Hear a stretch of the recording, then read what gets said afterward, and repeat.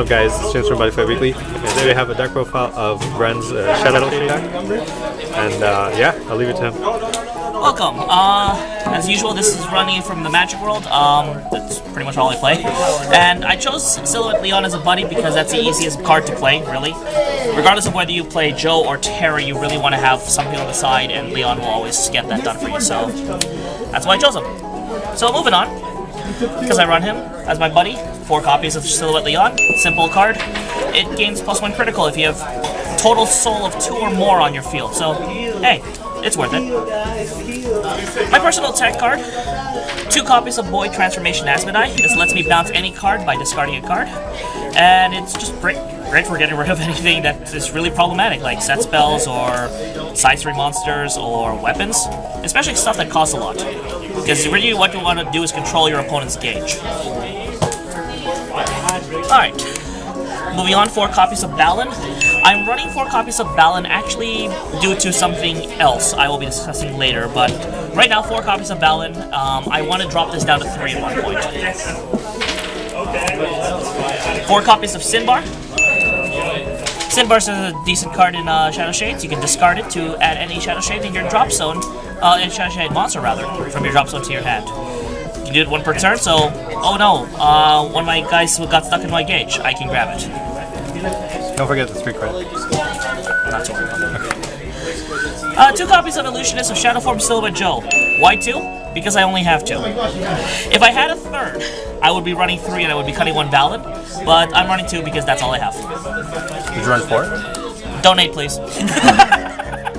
I would not actually run 4. I think Terry is the better card, and I am in the minority on this. A lot of people think that Terry is the worst card and should only be run out of 3 of. I think this is the better card. 825, solid stats. Very good for Malicious Selector. Has enough stats to counterattack most of the format, and deals very, very well with Aster, especially when you cast a no-brainer on him. That's it for the monsters. Some other aspects that some people have run, Betrayal Expert Aunus. This is a size 1, 72 pillars, that when destroyed you can either bounce them to your hand or put them into the soul of another card on your field. I personally don't run this, but people like Hunter Surge have, and their reasoning is because it is just a good card to have in the center and you don't have to put Joe in the center. I disagree entirely, and I feel that Shadow Shade's main goal is defense through offense, and that soul is meant for defense. Now granted, there are decks like Gojimaru and Death that like to just Shadow Dive anyway, so that's useless, but there are cards for those. Alright, for spells, we have 4 of each of the Shadow Shade spells. 4 Malicious Selector, 4 the Shade, and 4 Trick or Trick. These are really standard. Each one of those go into the soul of a Shadow Shade once they're cast. Trick or Trick just adds a soul or destroys a card. I rarely use the destroy a card effect, only because I have Boy Transformation Asmodai. The Shade charges 1 and draws 1, very good. Malicious Selector gives 2 options. I can destroy a size 1 on the opponent's field, or I can give a Shadow Shade in battle 3k, 3k, and counterattack. All of which are relevant. Now, the only problem with Shadow Shades is that in order to play their big guys, which is Terry or Joe, you need to have a spell in your drop zone. So, Nice One and Chillax are my key cards for this. Chillax is out of 4 of because of that specific reason, and at the same time, it also deals with impact monsters like Abigail Vanishing Deathhole and Balber Smasher. Because while I can't nullify it, I can definitely reduce the damage. As for Nice One, what Magic World deck doesn't run Nice One? Along that vein, 4 copies of Solomon's Shield, and 3 copies of That's How I Roll. It's more likely that they're going to single attack you, especially because Magic World has low defense.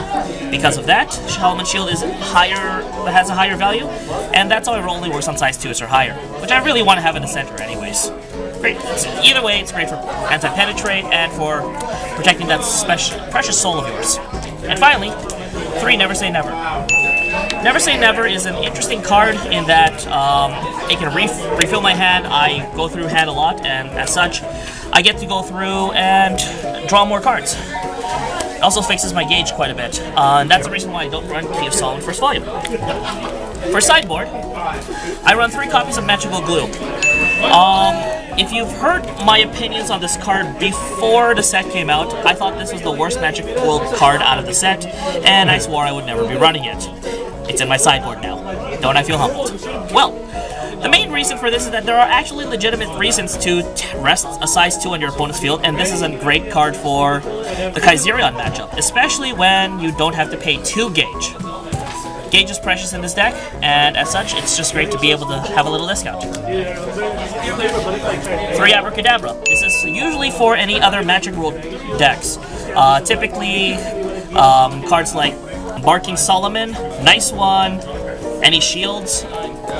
Typically, those are the kinds of cards you want to counter with this.